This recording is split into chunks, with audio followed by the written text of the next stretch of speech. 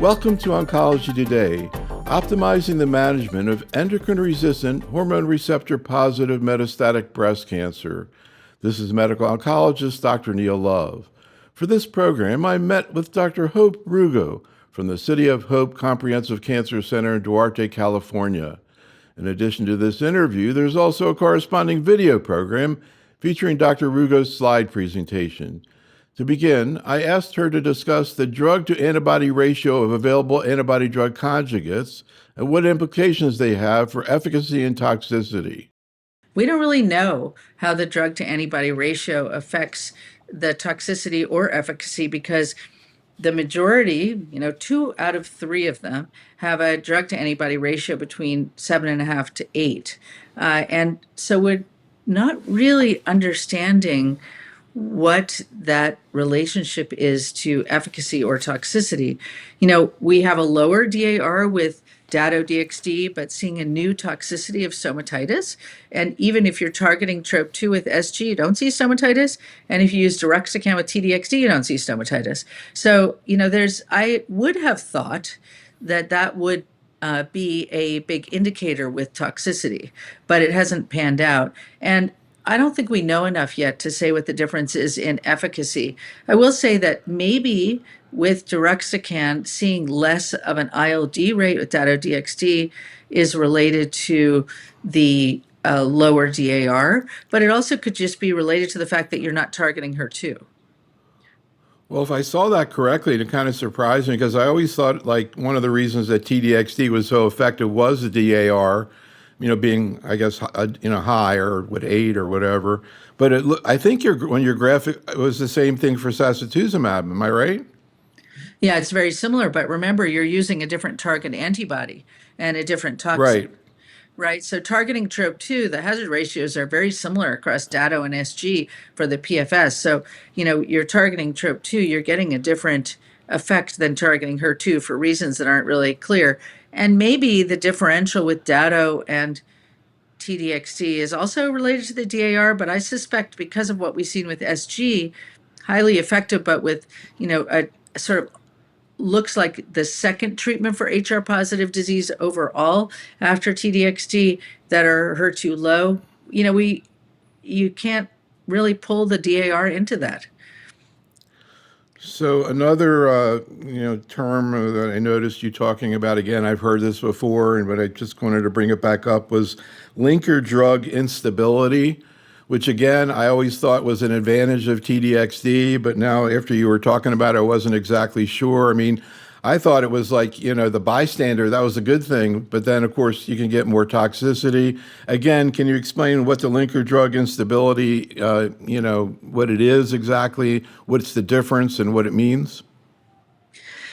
I would say that if I go from back to, like forward to back, we don't understand what it means to have linker drug instability, except for that you release free drug into the circulation and you still seem to be having efficacy with these drugs, right? The efficacy is similar, but you may in certain situations have more toxicity. So is the linker drug instability, for example, for SG, a cause for both its efficacy because you're releasing drug on the cell surface, so you're targeting even more cells around it, but also a reason for the bone marrow suppression that we see with SG? Could that be what's causing the issue here? So another, kind of conceptual thing that I saw there that I thought was interesting, like in terms of ADCs, was the data you showed that Aditya Bharti presented at ASCO, looking at time on CDK and effects of TDXD and HER2 low. And it was interesting because he and others you probably were involved with it too, had looked at time on CDK in terms of benefit of SERDs, where they saw greater benefit in patients who've been on more than a year. And here he showed in the other group, the short relapsers, they had more benefit from TDXD. So again, what do you think the biology is in terms of why it looks like TDXD works better in those patients? Oh, because I think those patients have endocrine refractory disease. And, if you give a better chemo, it works better because they need chemo. And they have, because these patients who have very resistant disease, they tend to have short time on each sequential chemotherapy also. So we know that TDXD, SG, these are better ways of delivering toxins, cytotoxic agents to the cancer cell. So if you have a better drug, it's going to work a lot better in people who have very resistant disease. Yeah, I mean, intuitively kind of seems that way, but I don't know if there's any biology. Like, is it a great, you see Well, higher key 67 or something? well, not necessarily. And, Key 67 isn't really used in the advanced setting because it can vary a lot between different organs and you're not getting serial Right, biopsies. So, are they more sensitive? So it's not that TDXD works better in that population. It's that TDXD works remarkably better than our other options in that situation, right. right? But in the situation of slower growing, more sensitive disease, the differential benefit is going to be narrower because all chemo will work. You give these patients, paclitaxel in the fifth line setting and they can respond. Yeah, another question about HER2 low and ER positive disease is how do you decide what comes first in patients who are HER2 low or ultra low, TDXD or capecitabine? Yes, and that's a big question, I think, for all of us. And how low can you go where you're going to give TDXD versus SG? And I think, or Dado, and you have to decide what you're going to give. And for me, it's more if patients have indolent, slowly progressive disease, not very symptomatic, mostly, bone dominant. I'm going to give them capecitabine, oral drug. They can travel. They don't have the risk of ILD. The frequency of scans can be less. Uh, that's a real advantage to our patients.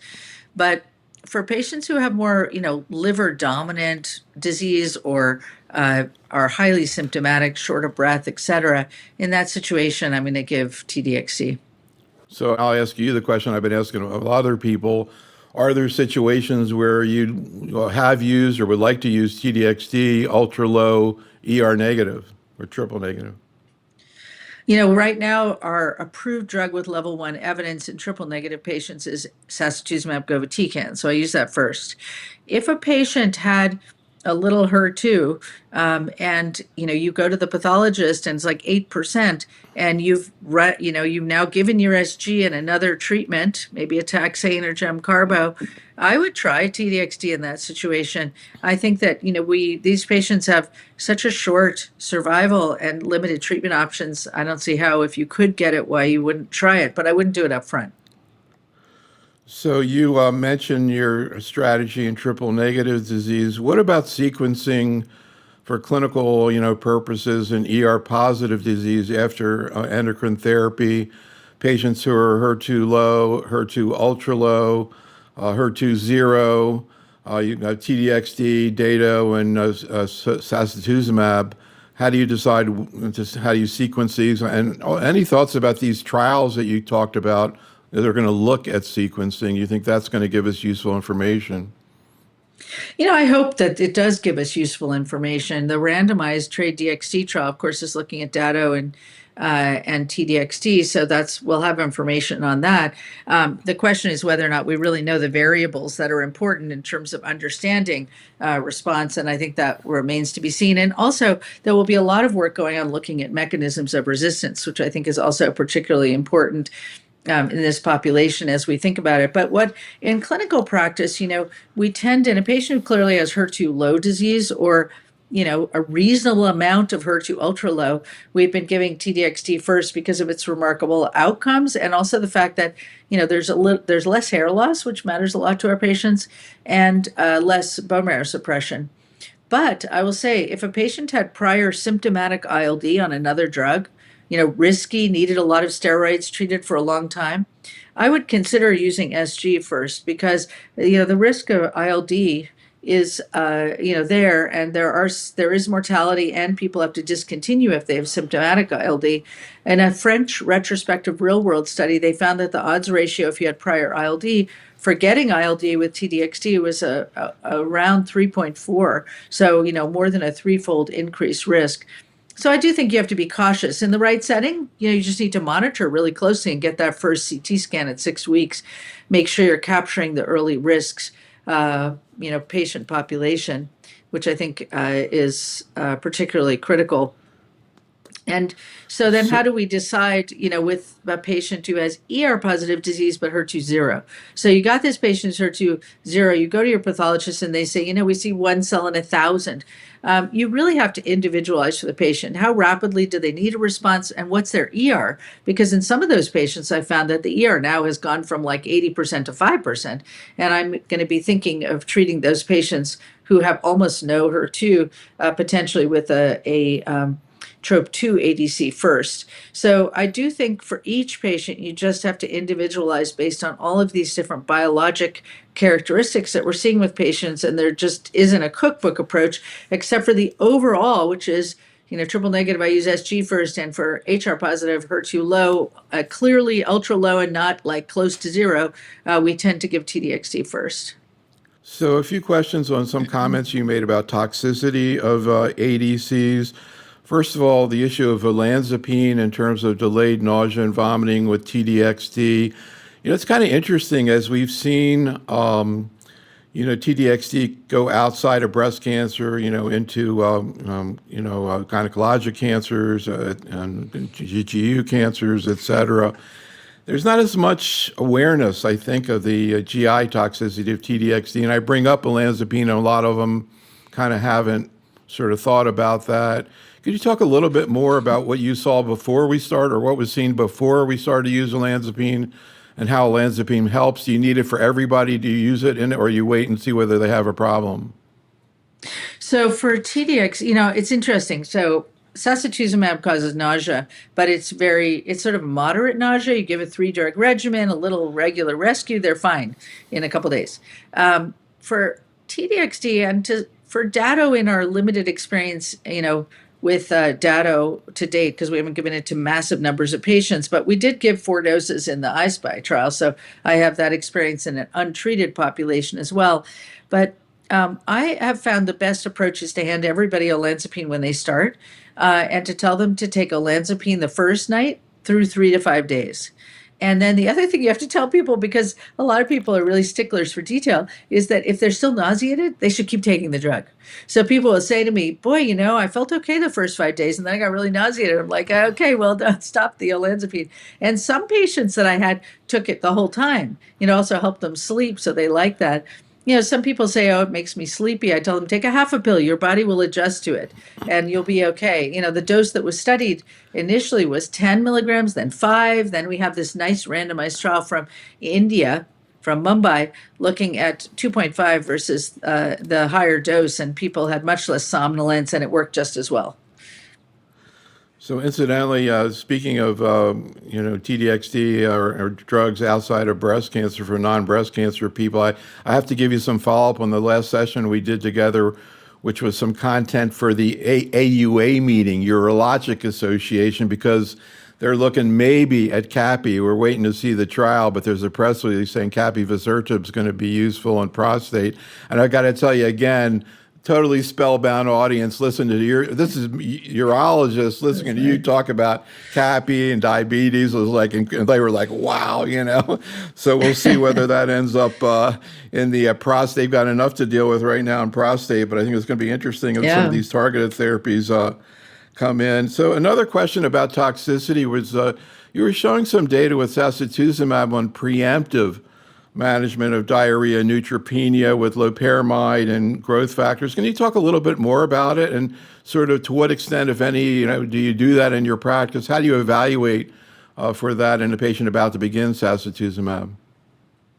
Yeah, I think the PRIME study was really helpful and it just shows the value of using medications to control symptoms.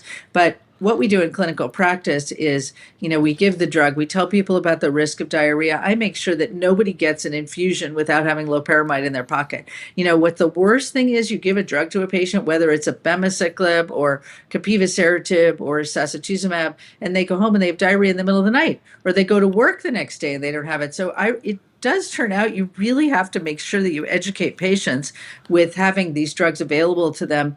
before they start their treatment. It is really critical because who's going to Walgreens in the middle of the night to get your loperamide while you're having, uncontrollable diarrhea? So this is no good. So then I tell people, we give them a recommendation for how to take the drug. And the other thing I think that's really important is for patients to call into the healthcare center. They want to call in and get advice because I often find that people will think the diarrhea is going to go away and then they don't take the medications because they're afraid of constipation. So we really want to try and have people call into the healthcare center. You can't, like abemaciclib, you can have them hold the drug, but you've given your IV treatment, so you can't. So have them call in, get management help from the team that you have educated about how to manage this, and then when you get over the acute event, it's helping people understand how to prophylax because then you want to prevent. So, are you going to take a loperamide every day for the first 5 days? Are you going to take a half a pill every day or an every other day dose? There are a lot of ways to manage this to try and prevent the diarrhea. And if the diarrhea persists, dose reduce because you can always go back up again once you've controlled the diarrhea. So that's the first symptom. The neutropenia, as we move SG earlier in the line of therapy in the metastatic setting and give it as post neoadjuvant therapy for triple negative disease, I've just seen a lot less severe neutropenia. I don't really see febrile neutropenia much at all. So what I do is in people who needed growth factor for their last treatment, I give growth factor up front, a single dose on day 3 and then day 10. If they can get it at home, it helps a lot. Whatever's convenient, even if they have to come in for it with Medicare, it's easier to skip a day. Then, if patients have persistent neutropenia, we will escalate it. And if they need more than a dose or two, I generally will give pegfilgrastim after day 8 and no short-acting growth factor at all. A lot of times you have to get through one cycle where you give short-acting after day 1, the day 1. But after that, we don't need to. And it's incredibly well tolerated for patients, whether you give it as an injection or an on-body device. One more toxicity question. You talked a lot about mucositis with dado, and you referred to ocular, but can you talk a little bit more about your experience with dado in terms of ocular issues, like when it occurs, what happens, how do you look in, how much of an issue it is? Most of the events are low grade, so it's really dry eye. But, as someone with dry eye that's associated with looking at a computer screen a lot in age, it is quite irritating to have really dry eyes. So what's recommended with Dado is that you tell patients to use these preservative-free eye drops starting right away when they start their infusions. And I think that can work really well. I never had a patient who had to stop Dado because of eye toxicity, but if a patient has developed symptoms, it's really important to work with an ophthalmologist because sometimes if you have inflammation, a short course of these low potency steroid eye drops makes a really big difference. You don't want to use your regular steroid eye drops and you don't want to give them for a long time because they increase the risk of cataracts. But I think that you really can manage this with Dado for most patients really well. If a patient has ongoing eye problems before you start, it's prudent to get an eye exam before you give the first dose. And then if a patient gets dry eyes, of course, one thing you can do is to have them use the more potent eye drops that are used for dry eye that are on the market. They just have to be preservative free. So, two more questions. These are sort of outside of ER positive, but conceptually important and certainly clinically important. Also curious, how do you think it'll affect sequencing? So first question is about ASCENT-04 Keynote D19, the use of Sacituzumab first line triple negative disease. What's your take on that data and how it's going to affect practice? And also, I guess, the companion trial that's looking with PD-1 negative patients. Yeah, so very excited to see that first press release with ASCENT-04 because we had seen 2 phase 2 trials, one with SG, one with Dado, combined with immunotherapy that showed remarkable response rates and PFS rates of a year or more. And we saw the same data in this phase 3 trial, really exciting PD-L1 positive disease. We can't separate out the benefit of the checkpoint inhibitor here, but because we had a trial already, Keynote 355, showing improved overall survival in a patient population with the worst survival in metastatic breast cancer, I think that it's really reasonable and important to continue the checkpoint checkpoint inhibitor based on preclinical data. I think in the US, many people will take this data and move forward with it very quickly. One question that has come up is what happens if people have received a checkpoint inhibitor in the early stage setting, because only 4% of patients had an Acento 4. And I think that for most of us, we would give the Pembro anyway. Again, patients who recur after getting a neoadjuvant and adjuvant Pembro are going to have a worse outcome, and you really want to optimize it as much as possible. And in patients with early relapse, I had already given off-label SG and Pembro and seen very nice and prolonged results that were, not expected given their rapid progression. So I think that this will be really important and practice-changing data. We also saw a press release in the non-PD-L1 positive population, which represents, 65% of patients with metastatic TNBC, that also showed an improvement in PFS. So this is just a more efficient, better, more effective way of delivering cytotoxic therapy, and for triple negative disease has the potential to make a big impact in our patients. And I think it gives a shot in the arm to Acento 5, which is looking at SG and Pembro in the post-neoadjuvant setting and of course the trial with Dato and Durva has already completed accrual, that, really this is going to be an important mechanism of rescue. And lastly, I think I'm not too worried about the PD-L1 receipt in the early stage setting being low, because most of the patients I hope we treat in the future in the metastatic setting will be de novo metastatic disease, as I hope with our new strategies we're going to cure more and more patients with early stage TNBC. So speaking of sort of the Catherine study type model there, post-neoadjuvant therapy, obviously leads into the question about HER2 positive disease. And the other question I wanted to ask you, which we could spend an hour discussing as well as the ASCENT trial, was of course DB09, the first line trial of T-DXd. Again, we could easily spend an hour on that, but what are some of the key thoughts you have about that trial? Well, so DB09, absolutely the expected data. T-DXd better than TDM1, better than the third line therapeutic options. Of course, it was going to be better in the first line setting. I think it was surprising that the T-DXd alone arm wasn't ready to be presented. So I think that will be interesting now, and that it was T-DXd with pertuzumab versus THP. There were some considerations. So one is less than 10% of patients had received pertuzumab before. So is that the reason why that arm did so much better? And that's different from a lot of the population we see, although a large number of patients in DB09 also had de novo metastatic disease. And that's even a greater, I think, chance that most of the people we treat in the metastatic setting will be de novo in the future, because we're going to cure more and more patients with early stage HER2 positive breast cancer.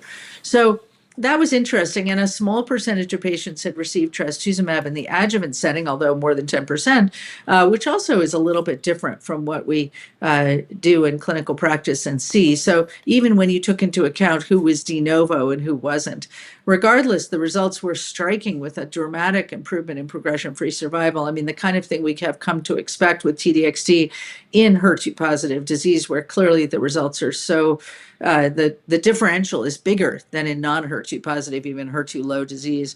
And toxicity was quite modest. I mean, they were able to manage the ILD pretty well in terms of the rate of ILD, the mortality. 2 patients died. So we're still seeing that. It's really I think, reminder. You really need to monitor these patients and watch for ILD, particularly in the first year, and be quick to react so that we really reduce the number of patients who die from ILD. But overall, patients stayed on drugs. So one of the unique things about this was that, patients who were on THP could drop the chemo after 6 cycles or so, whereas T-DXd stayed on chemo the whole time, right? And the median time people are on treatment was almost 2 years. If you had toxicity and you needed to stop, you could stop T-DXd and continue with trastuzumab, pertuzumab maintenance. And the other group were getting trastuzumab, pertuzumab maintenance. So the one group who were on T-DXd got chemo for a lot longer than the other group. So that's come up in some people's questions about whether or not that contributed to this big differential benefit that was seen with T-DXd. We expected the benefit, but was that a contributing factor? The other thing, which I think is interesting, thinking about this study is when patients progressed, how many patients progressed in brain versus not, because we would expect a better outcome in patients who would start with TDXD than those who started with THP. And then lastly, I think the question comes up about what to do with maintenance. In DB09, a surprisingly small number of patients who are eligible for hormone therapy got it as maintenance. We think that's standard. In the patina control arm, we saw that patients who got endocrine therapy with HP as maintenance had a better outcome than Cleopatra. And you could enhance it even more by adding Palbo, but I think that first arm is so important. So it's really an exhortation to use hormone therapy in the maintenance setting for these patients. And the question is, what are we going to do when we put TDXD first line, which I expect everybody will do as soon as they have the opportunity to treat a patient? And I think what we're going to do is treat to best response plus more, 6, 8 months, however long it's going to be. They're still doing well. In a year, you're going to drop the TDXD and continue HP with endocrine therapy. You could add endocrine therapy in while on TDXD after the first, I think, 3 months. And that's something that we can do in clinical practice. But I think we are going to be exploring maintenance. And there is a trial called Demeter, which is exploring that now out of the MedSer group in Spain that we also will be participating in and have discussed a lot. And I think that trial needs to continue to morph to use, the P with the TDXD, to add Palbo, and to really understand whether we can capitalize on the superior efficacy of TDXD, but maximize the quality of life for our patients. Just out of curiosity, are you sticking with Palbo in this situation, or are you open to the other CDK? So we don't really know. We don't have data with the other CDK4/6 inhibitors yet, and Palbo was the patina trial. So, on a strict sense, I would use Palbo, and it's really well tolerated, so that's great. I think the other area that will affect how we use DB09 is the DB11 data and DB05. So what are all those dizzying array of numbers? DB11 used TDXD for 4 cycles, followed by THP for 4 cycles as neoadjuvant therapy, and had one arm with TDXD alone. They compared it to an anthracycline taxane-based regimen with Trastuzumab, pertuzumab, which, many people aren't using that anthracycline-based regimen. They have a press release showing that the sequence therapy, which I like, TDXD followed by THP, resulted in a superior PCR. We'll see that data later this year, so we have to see what it looks like, but maybe a lot of people will get TDXD preoperatively.